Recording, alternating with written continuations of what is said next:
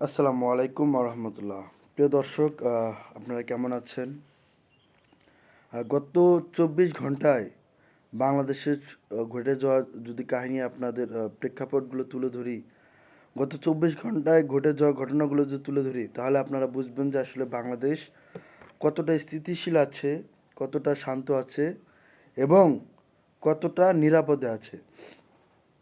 আমি যদি আপনাদের গত 24 ঘন্টার ফিরিস্তি যদি বলি, সীমান্তে বিএসএফের গুলিতে 2 বাংলাদেশি নিহত, শেরপুরে 1 বছরের শিশুকে ধর্ষণের পর হত্যা, চুয়াডাঙ্গায় কৃষককে পিটিয়ে হত্যা, খুলনায় যুবককে কুপিয়ে হত্যা, গাজীপুরে 5 জনকে গলা কেটে হত্যা, রাঙ্গামাটিতে ইউপিডিএফ সদস্যকে গুলি করে হত্যা, চুরির অপরাধে খুঁটিতে বেঁধে নির্যাতন, অপবাদে কিশোরীর আত্মহত্যা। এই হচ্ছে গত 24 ঘন্টার বাংলাদেশের ফিরিস্তি। এই সরকারের আইন শৃঙ্খলা রক্ষাকারী বাহিনী আসলে বসে বসে কী করে, সেটা আমাদের বোধগম্য নয়। এই সরকার কি করে, জনগণের নিরাপত্তা নিশ্চিত করতে ব্যর্থ এই সরকার। আজকে জনগণের নিরাপত্তা নাই, বাসার ভিতরে ঢুকে দুর্বৃত্তরা গলা কেটে হত্যা করছে। আজকে সীমান্তে আমাদের রক্ষিত না, সীমান্তের ওপাশ থেকে ভারতীয় বিএসএফ গুলি করে বাংলাদেশিকে মেরে ফেলছে। বাংলাদেশের কোনো স্টেটমেন্ট আপনারা দেখবেন? সরকারের পক্ষ থেকে কোনো স্টেটমেন্ট দেওয়া হয়েছে? সরকারের পক্ষ থেকে তীব্র নিন্দা জানানো হয়েছে? সরকারের পক্ষ থেকে এই সীমান্ত ইস্যুতে কোনো ডিল করা হয়েছে? কোনো পররাষ্ট্র কূটনীতি এই সমস্ত কিছু করা হয়েছে? হয়নি। কি করা হয়েছে? কিছুই করা হয়নি। বাংলাদেশের সীমান্তে প্রতিদিন গত 12 ফেব্রুয়ারি পর থেকে এ পর্যন্ত প্রায় 10-এর অধিক মানুষকে মেরে ফেলেছে বিএসএফ। এটা কেমন? আমরা কি 5 আগস্ট পরবর্তীতে এরকম বাংলাদেশ চেয়েছিলাম? ইন্টেরিমের আমলে একজনকে মারার সাহস পায়নি। ইন্টেরিমে যে তৎকালীন স্বরাষ্ট্র উপদেষ্টা প্রথমের দিকে ছিল ব্রিগেডিয়ার সাখাওয়াত হোসেন, তিনি বলেছেন যে আমরা আর পিঠ দেখাবো না, আমরা এখন বুক দেখাবো। পিঠ দেখানোর দিন শেষ। এই কড়া হিসুরের পরে সীমান্তে একটি ভায়োলেন্সও হয়নি। আর আমরা কি দেখলাম গত 12 ফেব্রুয়ারি নির্বাচনের পরবর্তী সময়ে? বিএসএফ মানুষ মেরেই ফেলছে, কোনো প্রতিকার নাই।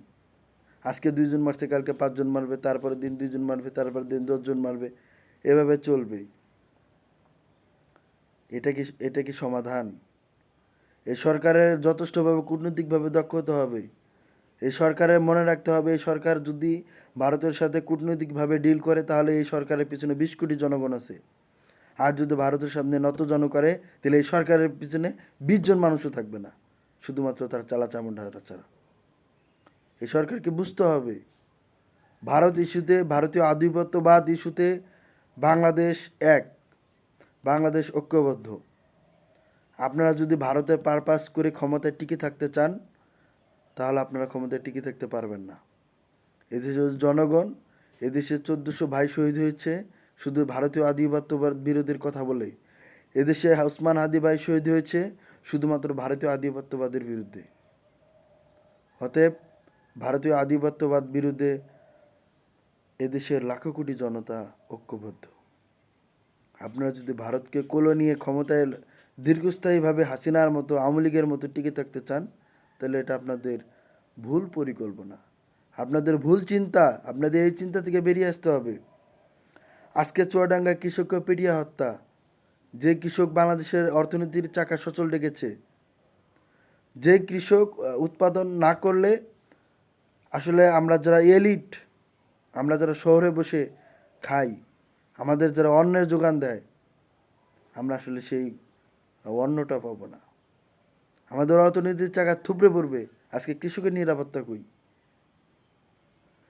আজকে বাসার ভিতরে দুর্বৃত্তরা ঢুকে গলা কেটে হত্যা করছে একই পরিবারের 5 জনকে। আজকে সাধারণ নাগরিকের নিরাপত্তা কই? আজকে ব্যবসায়ীরা নিরাপত্তাহীনতায় ভুগছে। তাদের কাছে চাঁদা চাওয়া হচ্ছে, তাদের বিরুদ্ধে টেন্ডারবাজি করা হচ্ছে, চাঁদাবাজি করা হচ্ছে, তাদেরকে হুমকি দিয়ে টাকা নেওয়া হচ্ছে। তাদের কোনো জননিরাপত্তা নাই। এই নিরাপত্তা নিশ্চিত করবে কে? আমার আপনার কি সমর্থ আছে? জনগণের কি সামর্থ্য আছে জনগণের নিরাপত্তা নিশ্চিত করার জন্য?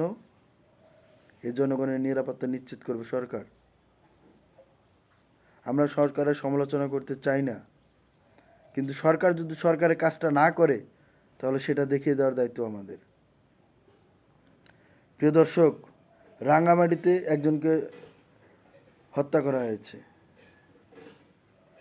চুরির অপরাধে এক কিশোরীকে অপবাদ দেওয়া হয়েছে। পরে সেই অপমান সহ্য না করতে পেরে সে আত্মহত্যা করেছে। আজকে কি ন্যায় বিচার নাই, আইন নেই, আদালত নেই?